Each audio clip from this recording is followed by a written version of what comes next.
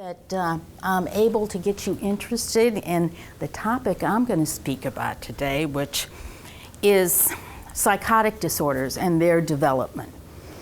And when I first entered this field in graduate school, really, I did my dissertation on schizophrenia, but especially on my postdoc when I was really submerged in the field, it was so much simpler.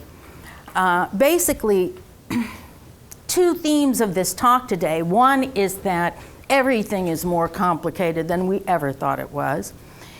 And second, that our psychosocial environments get into our heads in very strange ways. And I'm going to show you some data that suggests that the trajectory of development during adolescence is influenced by our experiences and the biological processes that are triggered by those experiences. So I'll give a background first on just the general state of our knowledge of psychotic disorders, their etiology. Then I'm going to talk about a collaborative project we have ongoing. It's a study that involves 8 sites. Emory is one, Harvard, Yale, UCLA, UNC. And one of the blessings of my career has been the fact that I am now collaborating on a large national project with people that I have known for 25 years minimum, all of them, which not only ages me, so it was stupid to say, but also gives you some idea of the depth of our collaboration. I'm going to be talking about some preliminary findings from this consortium. So a lot of things that have yet to be published, and our future goals and the implications for preventive intervention. So first, what do we assume? Well, psychotic disorders, especially schizophrenia, so when I say psychotic disorders, I'm talking about mood disorders with psychotic features, schizophrenia, schizoaffective disorder. We tend to use the term psychotic disorders now because all the data that are accumulating on genetic factors and other factors clearly indicate that the diagnostic boundaries we have in the DSM are not correct, that they are not dividing nature at its joints, or whatever the saying is, that in fact we are just beginning to understand the determinants, and they overlap dramatically among psychiatric disorders, especially the more severe ones like psychotic disorders. About 1 to 2% of the population suffers from a psychotic disorder at some point in their life, and typically the onset is in young adulthood. Risk factors, including genetic and prenatal factors, appear to confer vulnerability. So it appears that vulnerability to these disorders is congenital in that it's present at birth. And these vulnerability factors, again, are non-specific. They cut across psychotic disorders. Now, the focus of our research currently is something called the Prodrome to psychosis. And the Prodrome is typically manifested in mid-adolescence, the first onset of the Prodrome. The Prodrome is a period of decline in functioning that precedes the onset of psychosis. It can last for as brief a period as a few months to years, 2 to 3 years. And our research approach is intended to capitalize on that period because we think that some of the critical mechanisms producing psychotic disorders are arising during that prodromal, typically adolescent period, and that our opportunities for preventive intervention are going to be maximized if we focus on that developmental stage. So in this figure, what you see is a kind of general conceptualization of the prodrome. So in the life history of an individual who develops psychosis, there's typically a decline in behavioral adaptation, begins around the age of 15, and then impairs development through the rest of the life course. When it comes to the psychotic symptoms, they tend to emerge during that mid-adolescent period, early adulthood, and then psychosis tends to be episodic. So psychotic episodes come and go, people get admitted to the hospital, get released, and so on, if they're lucky. Sometimes they get admitted to jail and then get released.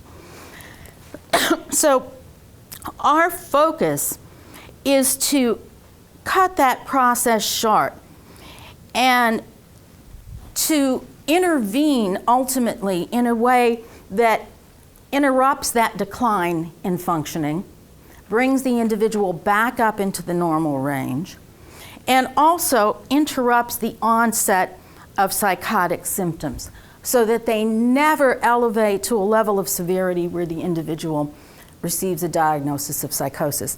And we consider that very important because there's a lot of evidence now that the longer people are experiencing psychotic episodes, the worse the prognosis.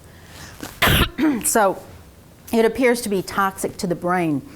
I suspect a lot of you here have seen movies like The Soloist, Beautiful Mind. Those are films depicting people with schizophrenia. The Soloist in particular, very, very accurate description. I had the honor of meeting and serving on a panel with that man, Nathaniel. He is not a typical patient, he's not a typical person, in that he was a musical genius whose life was derailed by schizophrenia, just like John Nash in A Beautiful Mind. But like a typical patient with schizophrenia, Nathaniel showed that up and down episodic kind of pattern. So psychotic disorders are very debilitating and often chronic. Yes, sir? Could I ask a quick question? Certainly. On that previous slide? Mm-hmm. So there's nothing in the pre-morbid period that would allow you to identify those in the syndrome that are going to go off and start your preemptive intervention earlier? Mm-hmm. Is that not coming up? Yeah, great question. Actually, we did some research, started a couple of decades ago, shortly after I left Cornell, where we used childhood home movies to look at the early infant development of individuals who became schizophrenic, developed a diagnosis of schizophrenia in their 20s predominantly. And we did see subtle signs of affective abnormality, more negative than positive affect. They were distinguishable statistically from their healthy siblings. We also saw motor abnormalities, but none of that, although it suggested to us that their vulnerability was there early on, none of it was outside of the normal range of how infants vary. So it was a matter of the distribution for motor development being slightly shifted downward, but with lots of overlap with the normal distribution. So, yes, we have ruled out, at this point at least, childhood, pre-adolescent years as likely years for preventive intervention, because for the most part, it's within the normal range. So in terms of exophenotypes, but I was thinking maybe endophenotypes would be... Yeah. Mm-hmm. We know much less about that, in large part because it's so difficult to do that kind of intensive longitudinal study beginning in infancy, since only 1 to 2% of the population will develop the disorder. So this is going to be a quickie overview of what we know right now about psychotic disorders, and then I'm going to get into some more details about our work and recent developments. Prenatal insults are linked with risk for psychotic disorders. Toxemia, any kind of prenatal complication, including maternal viral infection and including maternal stress exposure. There are inherited genetic factors involved. Risk for psychotic disorders tends to run in families, but much, much less than we had previously assumed. New developments, genetic mutations, just a couple of weeks ago, another important paper published in Nature showing an incredibly elevated rate of de novo or spontaneous genetic mutations in individuals with autism and schizophrenia. These are non-inherited. They are de novo, arising early in the development of the zygote. They're playing a much bigger role than we had ever assumed, and we had confused them for inherited genetic influences in some of our twin studies because monozygotic twins are more likely to share spontaneous mutations than our dizygotic twins. So that was inflating our heritability estimates. Our heritability data make more sense now that we know about these mutations. They also make more sense now that we know about epigenetics.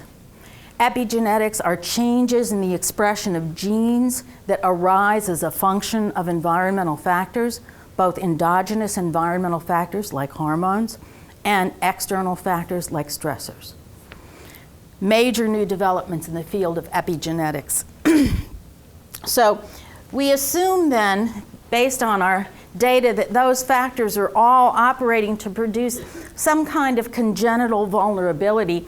And it says here, I know this is not very readable in this slide, it says DA frontal striatal circuitry. That refers to dopamine circuitry. And that's just the best guess right now that researchers have of what's unusual about the subcortical structures in risk for psychosis.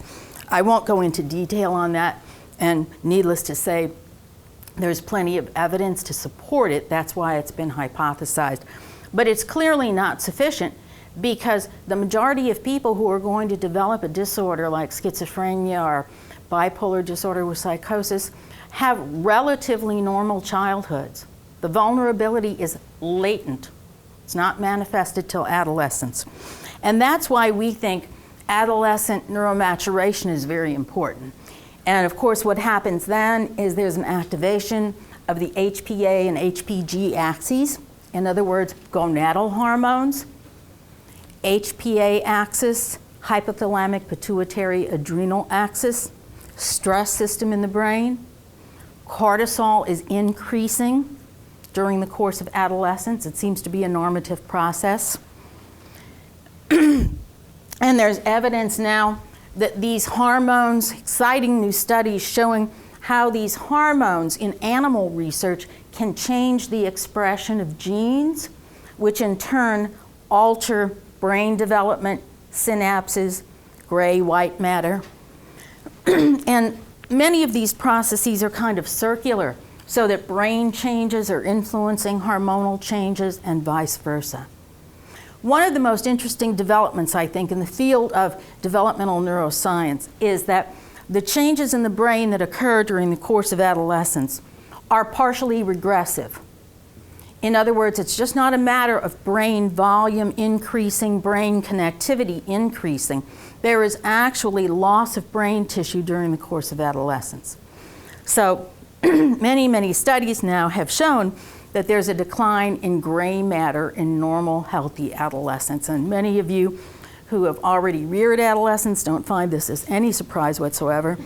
But in fact, presumably, it's a healthy process, and what it's reflecting is changes in synapses, or what some people refer to as synaptic pruning, other kinds of reorganization that actually makes the brain more efficient. So at the same time adolescents are showing a decline in gray matter volume, they're also showing an increase in cognitive ability, at least certain cognitive abilities. Now, that's the normative process, but we think that what we have in psychopathology, especially mental illnesses like psychosis, is a superimposed pathological process. And for those of you who can't read it, that says stress at the top. And we know that stress can activate biological stress systems in the brain, the HPA axis in particular, and sometimes to a level that's dysfunctional, a hyperactivity of those systems. And that in turn can trigger a host of processes, neurotransmitter abnormalities. It says up there dopamine hyperactivity, glutamatergic neurotoxicity.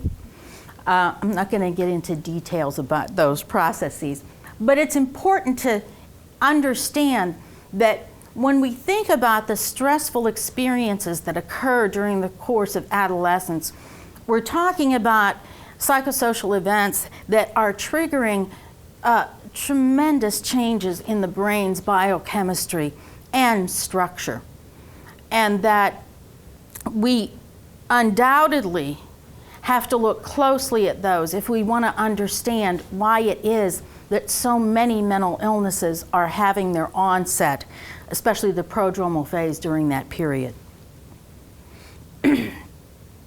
So the rest of this basically says that we've got a circular process going on where the release of stress hormones, HPA hyperactivity, is triggering the expression of genes, triggering brain degenerative processes, impairing cognitive and role function, contributing further to stress, and it's becoming a kind of vicious cycle. And if it continues, can lead to psychosis. So that's our sort of theoretical model, and it's built on a lot of accumulating evidence. So let me move forward to where we are now and what we know from some of our recent findings.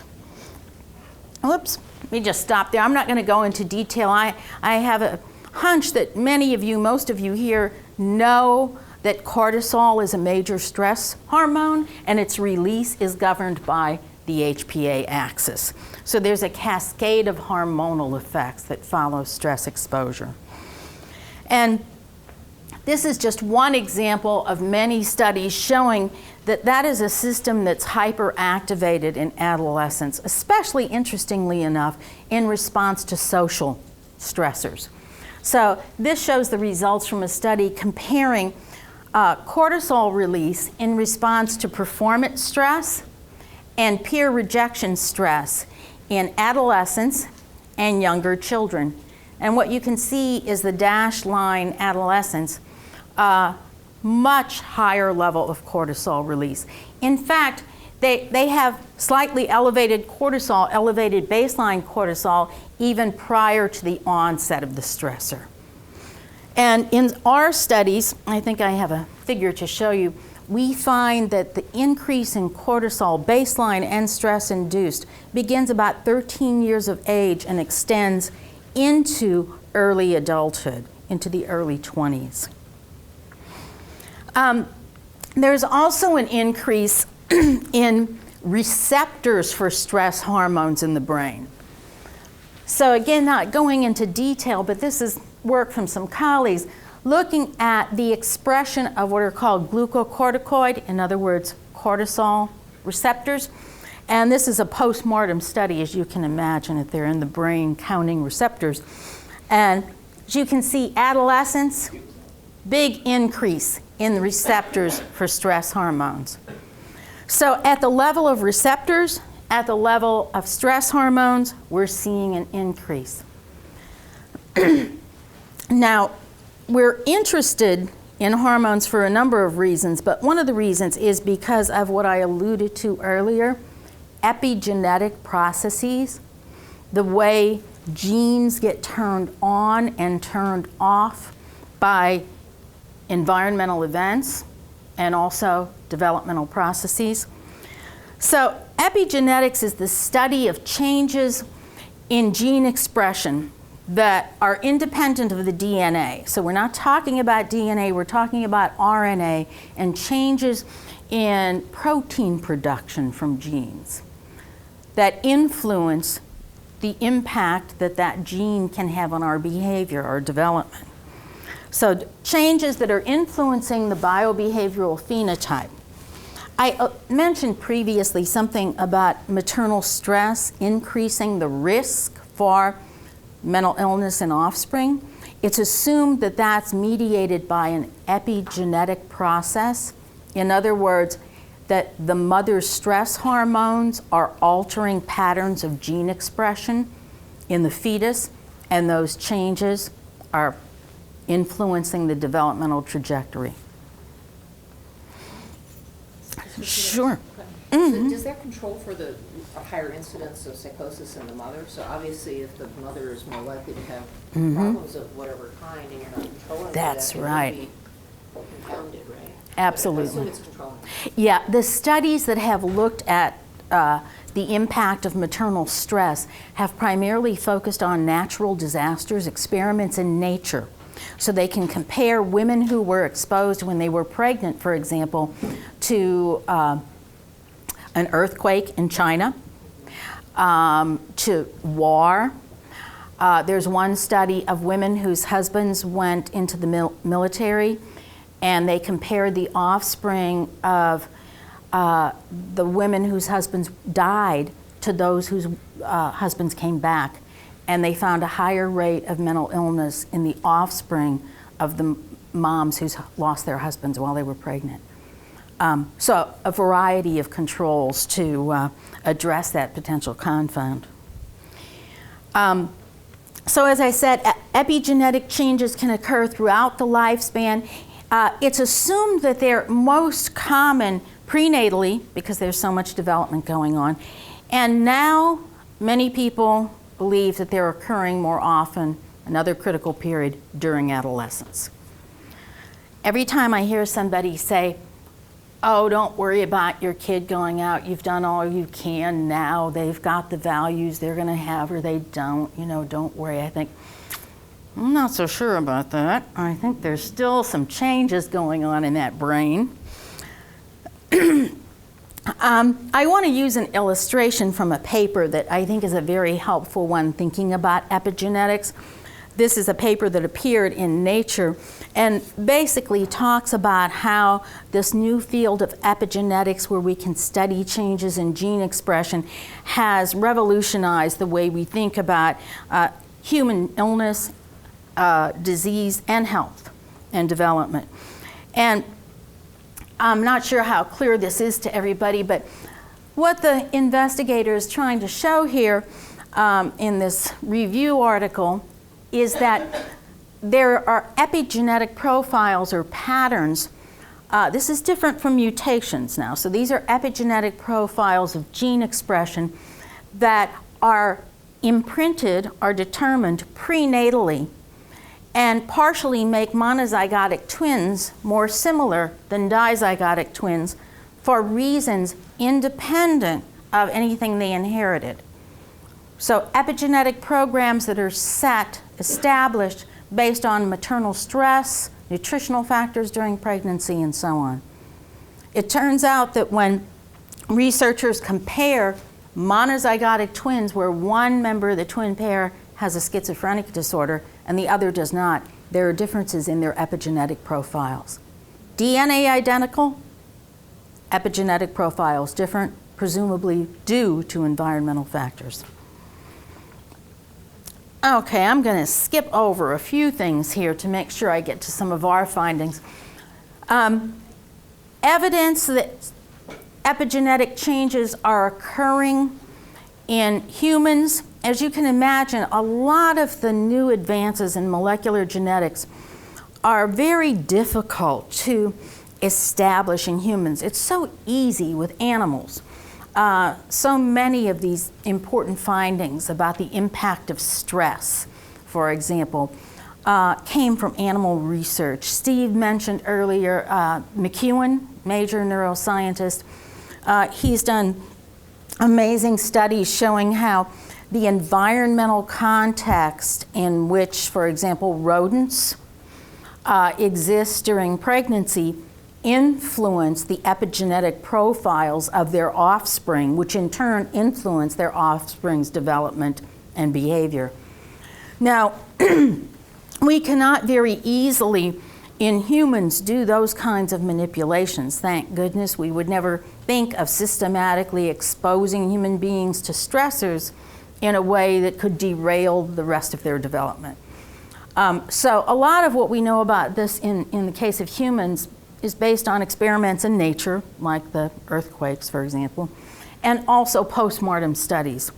So these are findings from a postmortem study of the brains of individuals over time. So it's cross-sectional in nature.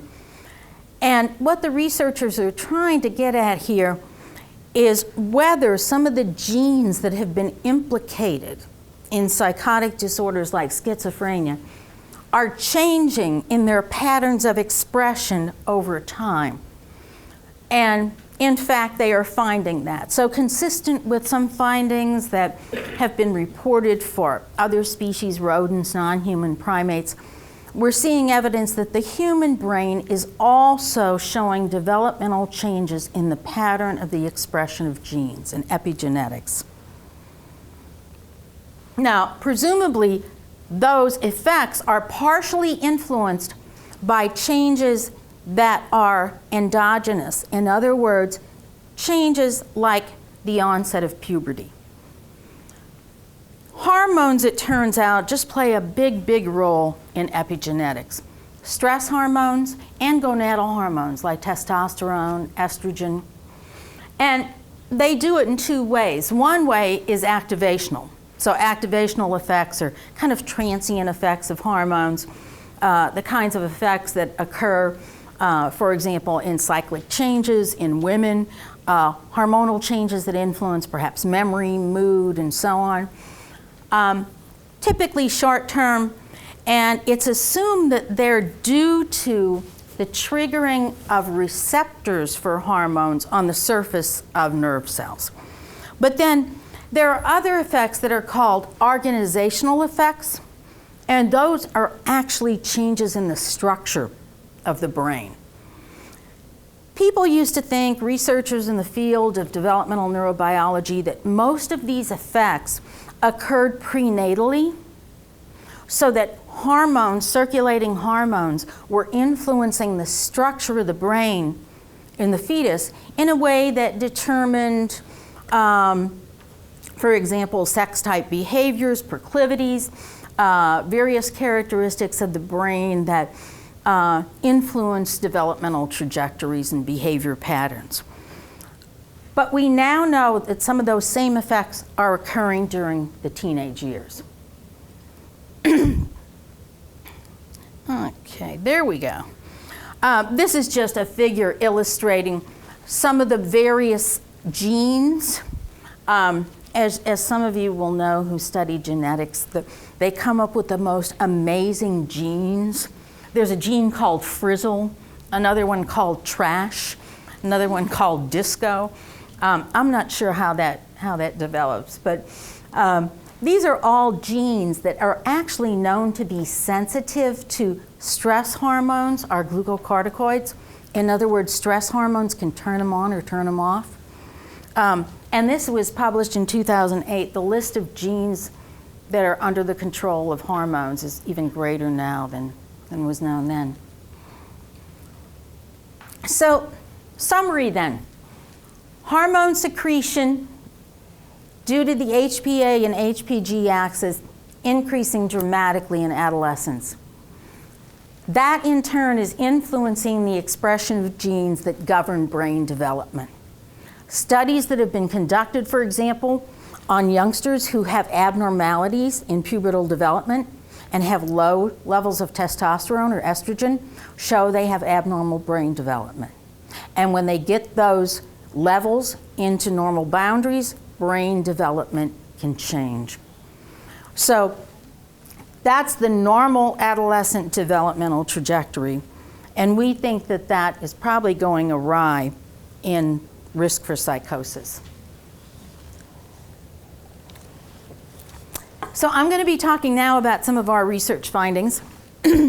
We have this study called the North American Prodrome Longitudinal Study. NAPLES is the acronym. It's a multi-site study. How it got this name, we are not sure. Just remember leaving a meeting at NIMH one time after a dinner and a bottle of wine and somebody saying, "How about this?" And we all said, "Sounds good because it spells Naples." And so that's what it ended up being. And we have As I said, 8 sites and 8 PI collaborators. So originally, we pooled data. We were all conducting research, longitudinal research on the etiology of psychosis, and we pooled our data into one large data set through the support of NIMH. And we formed our consortium and began to do research. And in addition, we began, as we were analyzing our pooled data, to develop an application for a multi-site project to be funded by the NIMH. And we wanted to do a study where we had uniform measurements of brain development, hormonal development, and behavior. So our basic assumptions meant, as I mentioned earlier, that vulnerability is present at birth and that it's triggered by neuromaturational processes in the environment, and that the most likely stage for preventive intervention is going to be adolescence during that prodromal period. I think I have a little defect in the code for this, so I'm getting kind of backward presentation. This is a scale, the scale of prodromal syndromes that we use to identify individuals who are at risk for psychotic disorders. There's an extensive body of research on this particular scale. It was developed at Yale. It helps us to identify individuals at risk with a level of accuracy much, much better than anything else. So for individuals who are showing the pattern of symptoms that we have statistically identified as being most associated with psychosis, the risk rate is about 30 to 40%.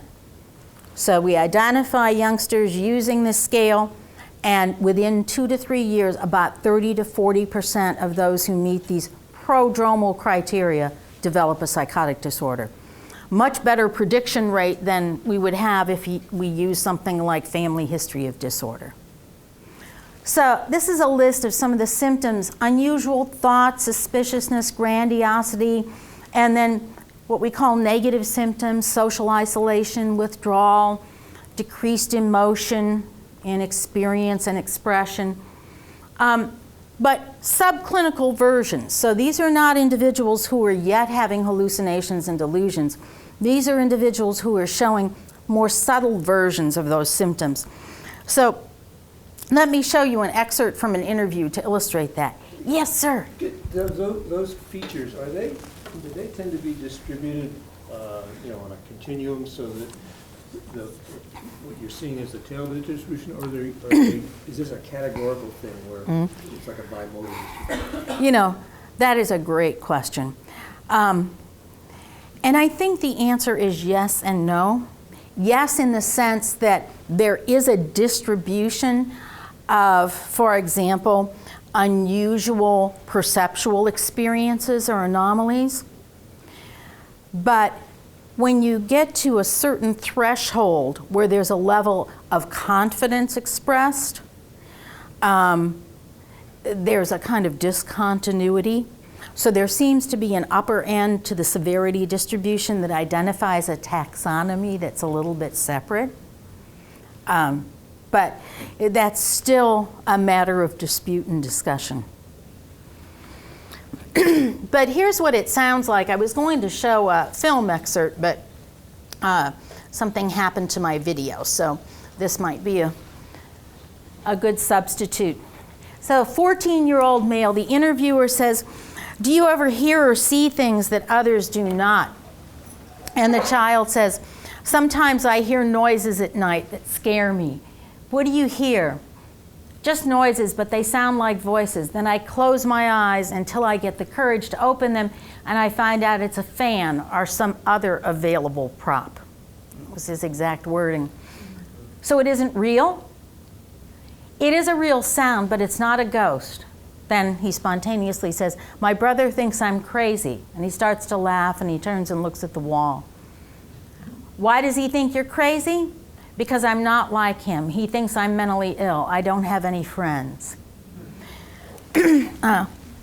So the critical thing here is that this young man says that he knows it's not real.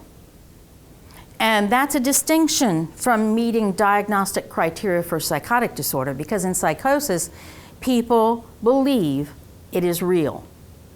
So in A Beautiful Mind, John Nash went and left messages for the CIA because he believed he was really being followed by the CIA. He didn't say, it must just be my imagination. I'm not going to go leave responses for the CIA. This isn't happening. He believed it was really happening. So conviction is a critical threshold or cutoff point in psychotic symptoms. So we're dealing with people who are prior to that level of conviction in their perceptual experiences. So this figure shows one of our first studies where we looked at individuals identified as being prodromal using that scale, followed them over time, and as you can see in this survival curve, significantly larger proportion of the young people who met our criteria developed a psychotic disorder.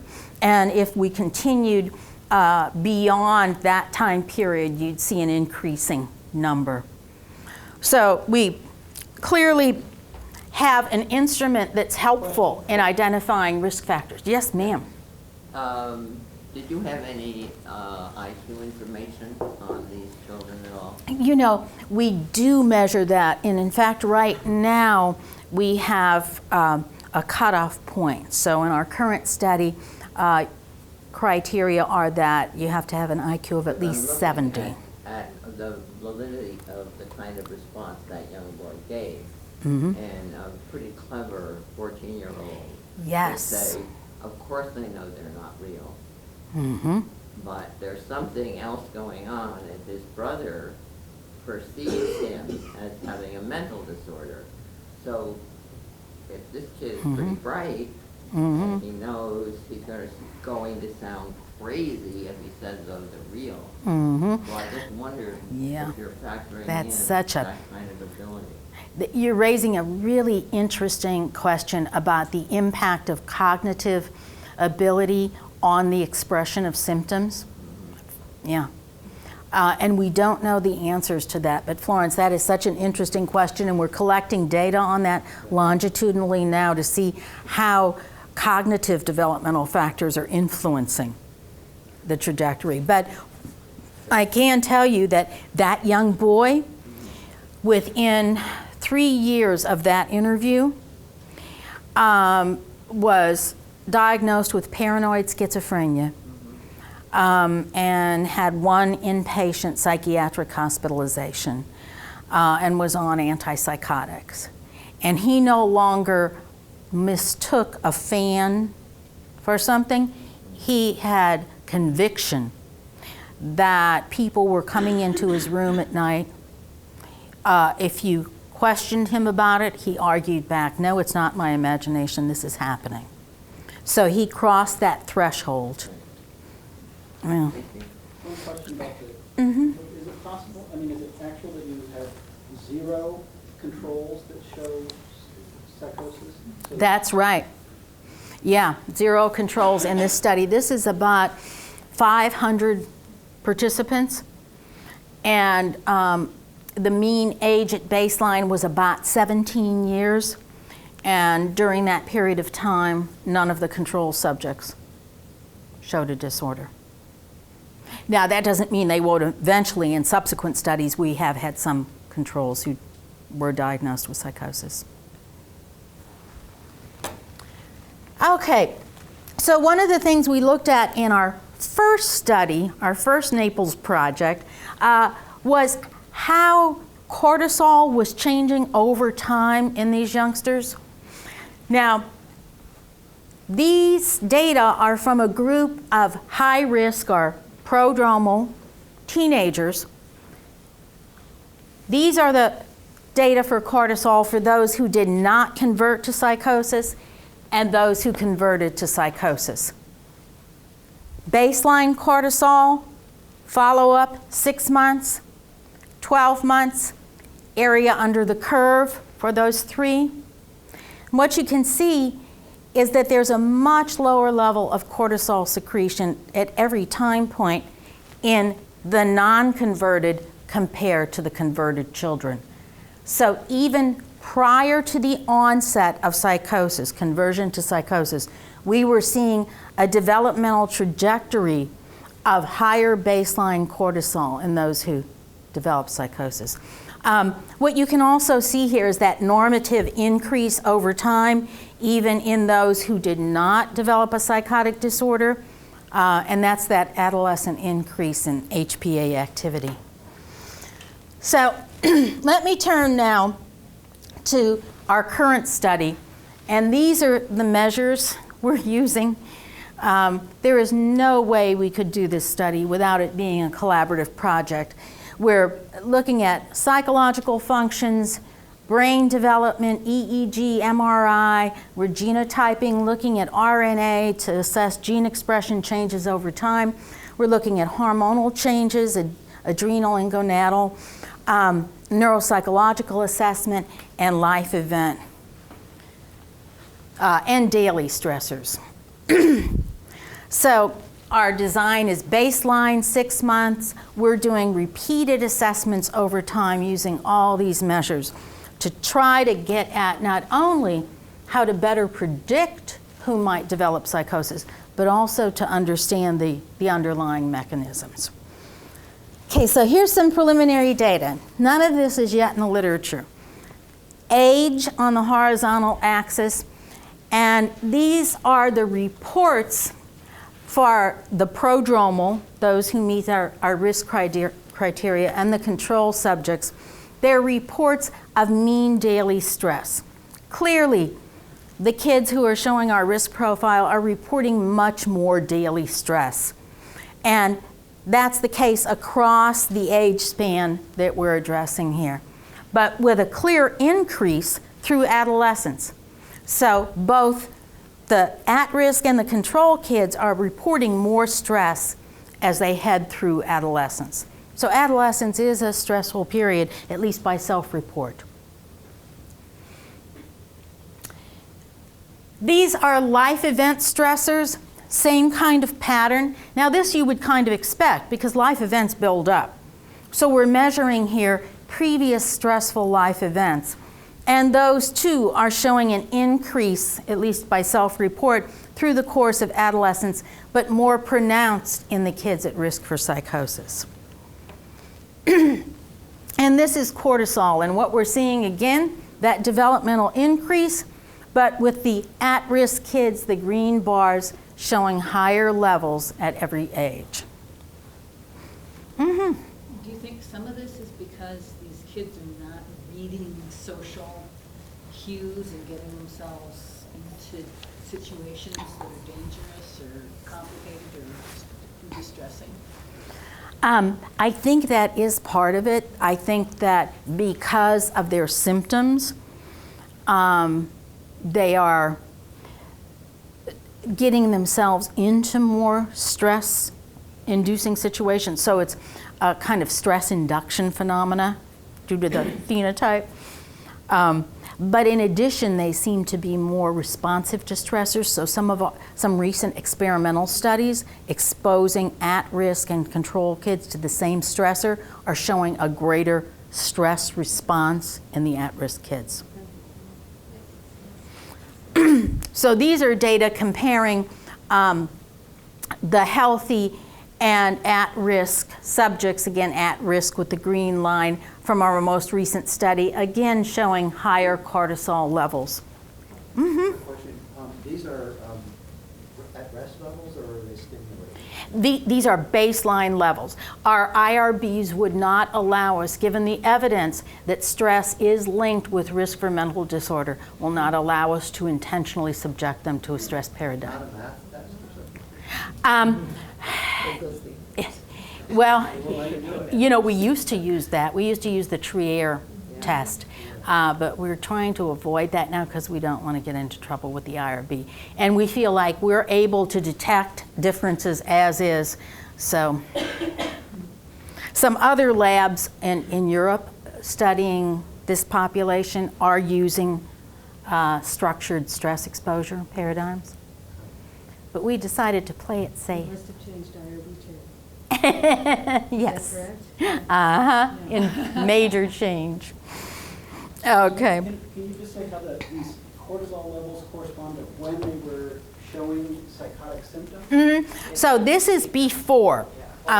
This is similar to the figure that was on when you raised your question. This is a more pronounced difference. This is only the high-risk group, the prodromals, and we're comparing here those who converted to a psychotic disorder within 2 years and those who did not. So these are their baseline levels of salivary cortisol. So having elevated cortisol seems to predict to converting to psychosis. And that makes sense for a variety of reasons. Now, one of the things some previous studies had shown is that there are changes in the volume of certain brain structures during the prodrome and the early stages of psychosis. So this is from the first study that was published addressing that by a Japanese group, showing that on average there's a greater decline in the volume of many brain regions in teenagers who go on to develop psychosis. So needless to say, we were very interested in studying brain development in our subjects. And these are some of our preliminary findings.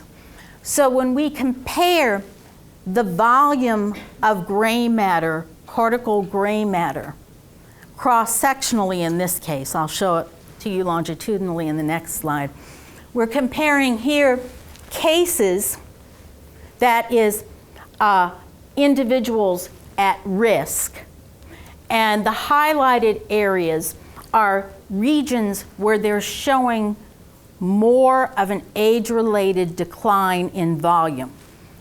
These are healthy controls. In this case, the comparison is to illustrate the areas where the healthy control adolescents show more of a decline in gray matter volume than the at-risk kids.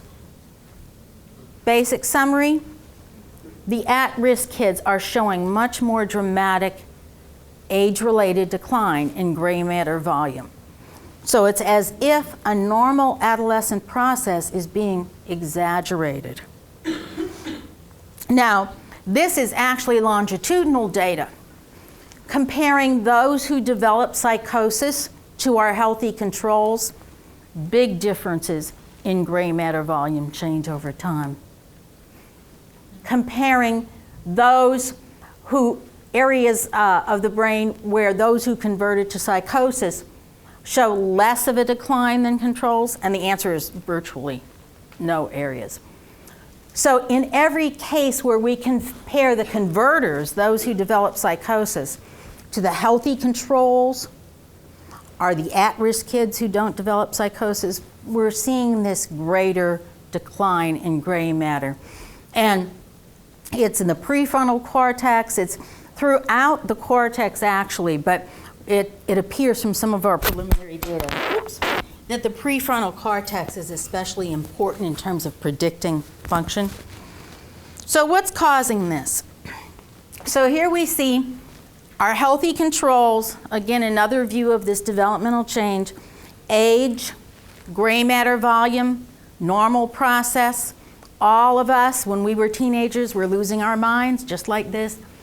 The at-risk, the prodromals, same pattern, but more pronounced.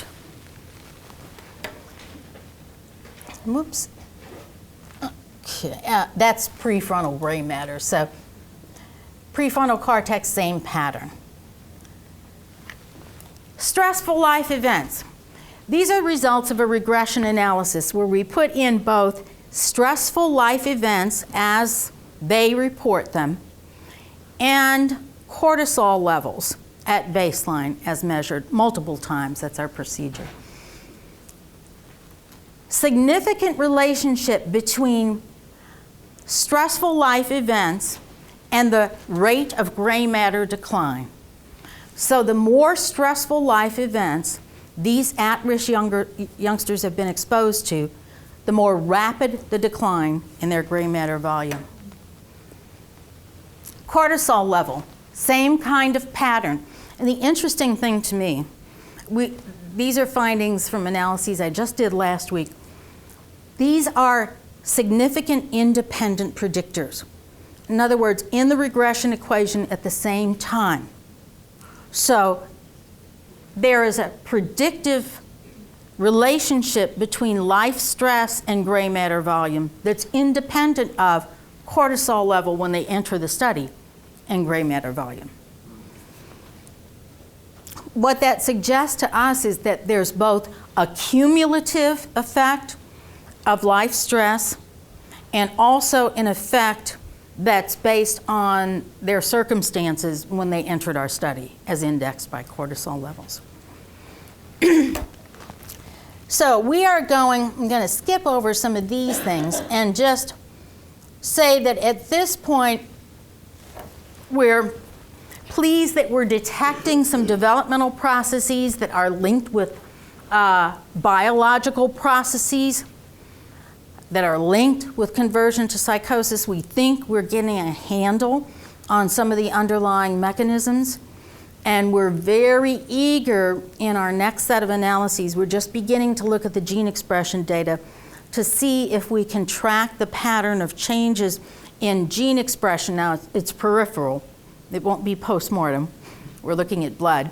But the changes in gene expression that might be linked up with these changes in gray matter volume that are perhaps overshooting during adolescence and increasing risk for psychosis.